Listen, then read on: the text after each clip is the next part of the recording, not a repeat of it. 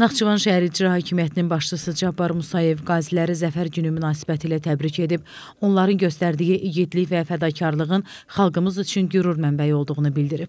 Qeyd olunub ki, 44 günlük vətən müharibəsində əldə olunan tarixi qələbə Müzəffər Ali Başkomandan, Prezident İlham Əliyevin rəhbərliyi, Azərbaycan ordusunun gücü və xalqımızın birliyi nəticəsində mümkün olub. İcra Hakimiyyətinin başçısı vurğulayıb ki, bugün qazilərin və şəhid ailələrinin sosial müdafiəsinin gücləndirilməsi, onların həyat şəraitinin yaxşılaşdırılması dövlət siyasətinin əsas istiqamətlərindən biridir.